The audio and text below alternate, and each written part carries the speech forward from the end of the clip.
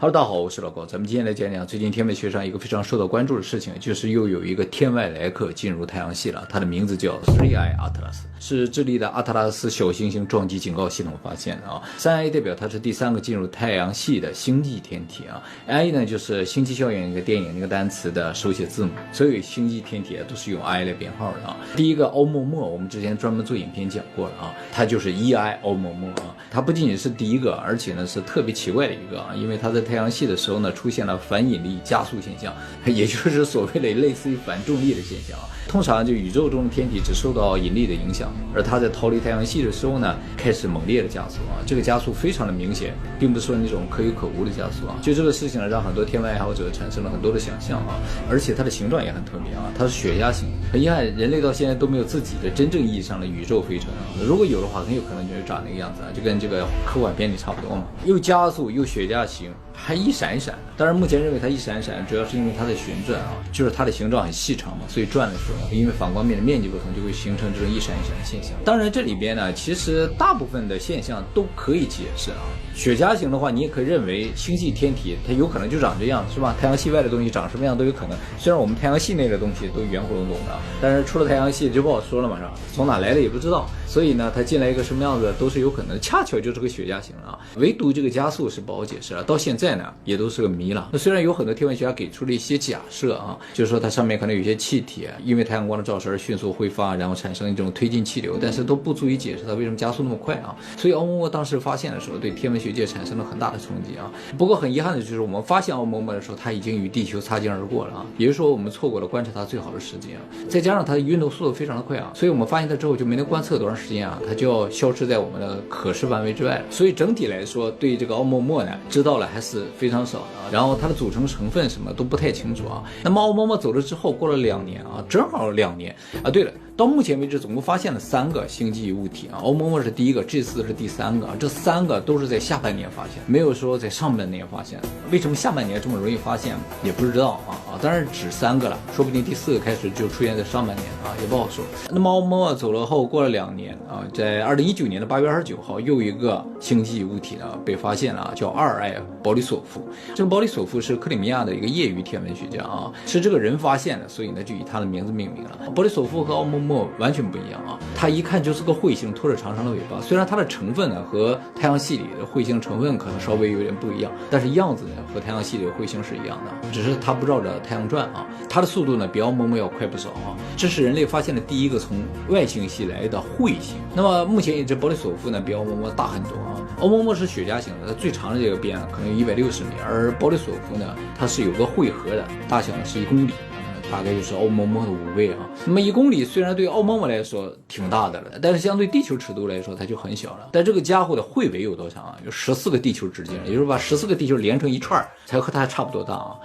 所以把它和地球摆在一起，其实它看上去会更大啊，大很多。只不过这个家伙其实很小，只有1公里的啊，难想象。也就是说，宇宙里边有很多东西啊，可能看上去很大，实质上都是很小的啊。就比如说像木星的核一样，木星的核可能不是那么小，但是呢，比它自己看上去肯定是小很多。那么这个保里索夫呢，是几乎垂直于黄道面啊，这么从上面来的啊。咱们在这儿一圈转，它从上面来。这个欧默默也是从上面来的，这样唰就回去了。而保里索夫呢，哗一下下去了，直接走了啊，穿过了嘛这个黄道面啊，它是在火星外侧的轨道穿出去的，所以它最近可能也就离火星轨道比较近。那么保里索夫彗星走了6年之后，第3颗终于在这个月来了啊，不是算这个月了，7月1号发现了，它是这个阿特拉斯撞击系统发现的，所以就叫阿特拉斯。阿特拉斯是 NASA 资助的一个全球性的小行星撞击警报系统啊，不光这个智利有，在南非啊、西班牙啊、夏威夷啊都有，就是全球范围内布置了几个天文望远镜，天天就看着周围有没有小行星可能撞击地球的。这个上一次这个欧默默啊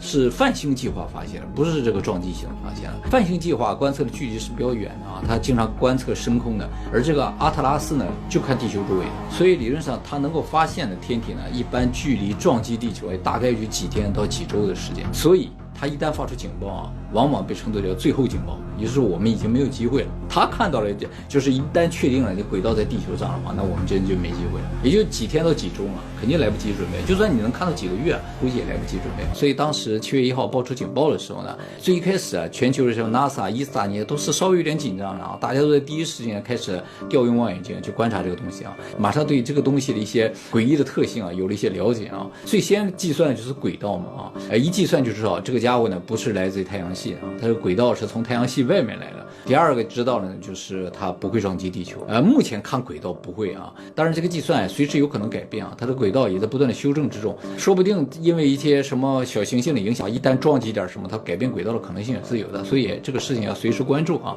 那么目前还知道一个事情呢，就是这个阿特拉斯呢有可能非常的大。刚一开始看的时候呢，这个东西多大不知道，因为它非常亮啊，移动速度又特别的快啊，亮就说明这个东西有可能很大。目前估计这个东西的大小呢，直径可能在10公里以上啊。最一开始看的时候觉得有20公里，现在觉得可能比20公里稍微小一点，但有10公里以上。如果欧梦梦的大小算是一个侦察飞船的话，那么这个大概就是它的母舰大小，1万米级的航空母舰啊，真的是航空母舰。不是地球上那种在海上飘着的啊，这是天上飞的。它的速度呢，也是3个里边最快的啊。它的太阳系的入射速度达到了每秒58公里啊，比欧梦梦快1倍啊。地球的公转速度也只是它的1半左右啊。那么入射速度快，说明这个东西非常古老。年龄呢，据说可能在30亿到110亿年之间啊。如果超过50亿的话，那比地球的年龄大很多啊。为什么这个东西入射速度快，说明它的年龄大呢？是因为宇宙形成早期的时候，那些天体的速度都非常的快啊，而这个家伙一直保持这么快的速度，没被别人抓住嘛。你想，它是个星际物体啊，它从别的星系来的，就说明这个东西呢一直是保持着非常原始的速度在飞行啊。这么快的速度就说明它是可能是非常早时期形成，属于古老的天体啊。那么古老的天体上面可能就会有一些我们想象不到的东西啊，只是呢这个东西我们应该是没有机会上面去看看或者采集一点啊。它的飞行速度实在太快了，我们飞行器根本追不上。你想它能够逃逸太阳引力径，它不属于太阳系啊，它能飞出去，太阳抓不住它。所以我们的飞行器是肯定不可能到上面去的。现在呢，唯一的可能呢，就是通过它发出的光分析一下上面可能有些什么我没见过的东西啊。那么这个年龄老呢，也说明这个东西也飞了很久了啊，那飞了几十亿年是有了啊，一直在飞。好像就为了到太阳系来。那么虽然说这个东西不会撞击地球了啊，以目前的轨道来看，但是画出它的轨道之后呢，发现了一个非常惊人的事实啊，就是它呢会与火星感觉上几乎擦肩而过啊。从图上看是擦肩而过了啊，但实际上可能还是离有一定的距离啊。幸好呢我们没进行火星移民啊，如果进行火星移民可能会非常的恐惧啊。你想一个10公里长的东西离它那么近划过去了，它离火星最近的时候是10月3号啊，离太阳最近的时候大概是10月末啊。那么后来又进行了计算，又发现了更多可怕的事情，就越算越可怕。就是它与火星擦肩而过之后呢，还会与金星算是某种意义上的擦肩而过啊，就打个招呼。最后呢，与木星擦肩而过啊。所以它这一趟实际上与太阳系内3个与地球非常接近的行星有近距离接触，都是地球周围的行星，它全走了个遍，金星、火星、木星，这在浩瀚的宇宙中、浩瀚的太阳系当中，算是非常罕见的事情了。就是一个星系外的飞行物飞进来之后，同时与3个星非常接近，绝对属于小概率事情。甚至我都感觉有点故意了，因为奥莫莫来的时候啊，他只看了一眼地球就走了，他与其他星没有接近啊，他是从黄道面上面来了，唰一下甩出去了。而这个家伙是与我们的黄道面水平进来的。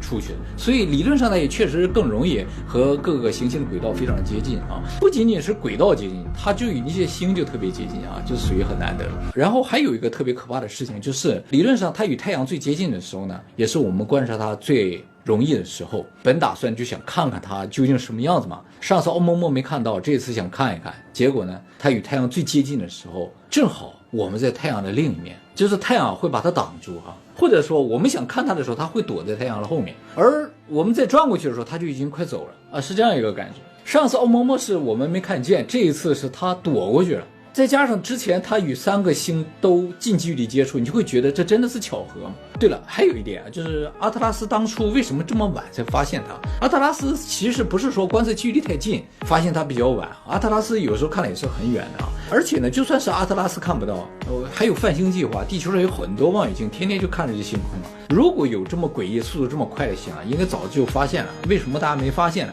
就是因为它来的方向很独特啊，它来自于银河系的中心，也就是我们这个大的银河系的星盘的最亮的一个地方啊。这个地方啊，通常我们地球上的所有望远镜都是不怎么看的，因为那个地方太亮了。我们的望远镜都是用来捕获非常微弱的光芒啊，去看那个地方就会容易曝光，所以通常也不看那个地方，而它就躲在这个光芒里边过来。所以当它出现的时候就已经非常近了，它一直躲在光里啊，大家就感觉我们的逆光看着它，而且它出现的时候突然变亮了啊，这个为什么会发生，目前也是不知道的啊。就是它一开始啊，虽然躲在光里，它也有点亮度啊，也没有那么亮。如果它很亮的话，也会看得到，但是呢，它没有那么亮，跟大家差不多。但是一靠近我们之后，哇一下变亮了啊，我们才发现它这种突然变亮也是相当不自然。而奥陌陌不一样，奥陌陌是从黑暗中来的。它是完全不发光的，应该是等我发现它的时候，它因为离开太阳系了，可能受到太阳光的照射，肯定一闪一闪的啊。所以它俩是一个来自光明之中，一个来自黑暗之中啊。一个呢只看地球，另一个把地球周围的3颗星全都看个遍啊，